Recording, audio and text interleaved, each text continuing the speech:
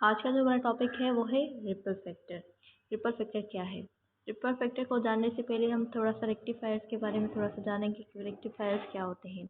Rectifiers एक ऐसी electronical device होती हैं जो अल्टरनेटिंग करंट को डायरेक्ट करंट में चेंज करती हैं। सबसे पहले रिपल फैक्टर क्या है? So the output of rectifier contains DC as well as AC components. जो आउटपुट होता है रेक्टिफायर का वो कंटेन करता है डीसी कंपोनेंट्स को as well as AC components भी वो कंटेन करता है। दिस एसी और this undesirable AC components are ripple. वो जो आउटपुट में डीसी के साथ अनडिजायरेबल एसी कंपोनेंट्स भी आ रहे हैं उसे हम बोलते हैं रिपल। सो नेक्स्ट पॉइंट है हमारा, ripple factor is defined as the ratio of RMS value of AC component to the DC component in the output। जो रिपल फैक्टर है वो रेशियो है हमारा RMS value of AC component और DC components का। Ripple factor का जो formula होगा वो कुछ इस तरह होगा कि ripple factor is equal to RMS value of AC component divided by value of DC component. Mathematical इसको इस तरह लिख सकते हैं कि रिपल फैक्टर को हम गामा की जगह रिप्रेजेंट करेंगे और जो IAC है उसे हम रिप्रेजेंट करेंगे RMS value of AC component और IDC को हम रिप्रेजेंट करेंगे वैल्यू ऑफ DC कंपोनेंट्स। ये हमारी इक्वेशन नंबर 1 हो गई। IRMS जो बराबर होता है under radical I square AC plus I square DC के।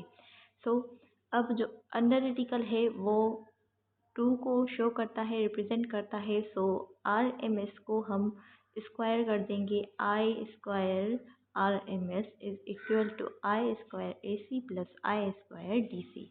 ये अंडर रेडिकल का 2 इधर आ जाएगा। सो I स्क्वायर AC को हम इक्वल के इस साइड लेकर आएंगे तो जो हमारा I स्क्वायर RMS है वो बराबर के दूसरी साइड आ जाएगा और जो हमारा I स्क्वायर DC है वो भी दूसरी जगह इज इक्वल के जाएगा तो नेगेटिव हो जाएगा I square DC। So IAC is equal to under radical I square RMS minus I square DC। ये हमारी हो गई equation number 2। Using 2 in 1, equation number 1 में हम इक्वेशन नंबर 2 को पुट करेंगे तो हमारा जो रिलेशन आएगा वो आएगा gamma is equal to IRMS minus I square DC upon IDC। ये सेम ही है इस तरह गामा। अब इसको हम सिंप्लीफाई करेंगे तो ये I स्क्वायर DC इसके साथ भी है इसके साथ भी है तो इसको हम इजी करके लिखेंगे। Gamma is equal to under radical I square RMS upon I square DC minus I square DC upon I square DC। I square DC में कैंसिल आउट हो जाएगा तो gamma is equal to under radical I square RMS upon I square DC minus 1। ये हमारी equation number हो गई 3। इसको हम यूज़ करेंगे हाफ वेव और फुल वेव रेक्टिफायर्स के लिए। अब हम रिपल फैक्टर को फाइंड करेंगे हाफ वेव रेक्टिफायर्स में। Ripple factor to half wave rectifier. So हमारी जो इक्वेशन नंबर 3 थी वो थी gamma is equal to under radical IRMS upon IDC whole square minus 1। ये हमारी थी इक्वेशन नंबर 3 जो हमने रिपल फैक्टर के लिए प्रूव की थी। So for half wave rectifiers के लिए जो IRMS का वैल्यू होता है वो होता है I नॉट अपॉन 2। ये हो गई हमारी इक्वेशन नंबर 4। और IDC का जो हाफ वेव रेक्टिफायर्स में वैल्यू होता है वो होता है I नॉट अपॉन पाई। ये हो गई हमारी equation number 5। Where I not is peak value of AC input. यहाँ पर जो I नॉट है वो पीक वैल्यू है हमारे AC इनपुट की। So using 4 and 5 in 3।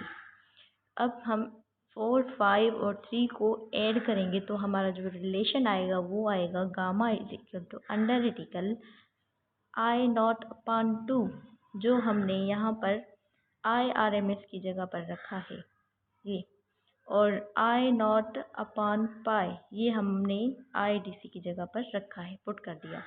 So whole bracket -1। इसको हम सिंप्लीफाई करेंगे तो gamma is equal to under radical pi square upon 4 - 1। यहाँ पर आई नॉट में कैंसिल आउट हो जाएगा, तो यहाँ पर जो बचेगा वो बचेगा पाई स्क्वायर अपॉन 4 - 1। ठीक है। और जो हमारा ये gamma is equal to under radical pi square 4 - 1 है, इसको अगर हम सिंप्लीफाई करेंगे तो ये होगा हमारा गामा इज इक्वल टू 1.21।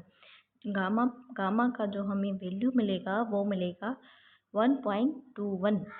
सो यहाँ पर जो हमारा 10 AC components exceeds the DC components, यहाँ पर AC components exceeds कर रहे हैं DC components से इन हाफ वेव रेक्टिफायर्स में। Due to this reason half wave rectifiers is seldom used.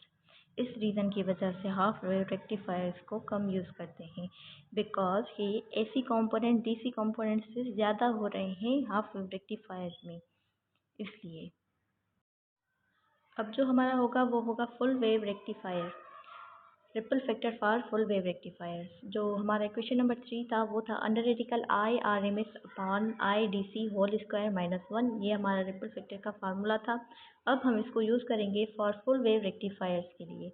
So IRMS is equal to I not upon under radical 2।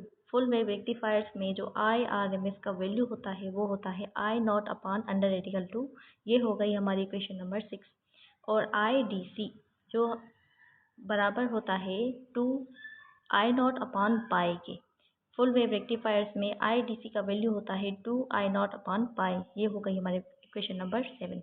So where I not is the peak value of AC input using 6 and 7 in 3। जो हमारा आई not का value है वो है peak value of AC input. Peak value है हमारे AC input का। अब हम यूज़ करेंगे 6, 7 और 3 को।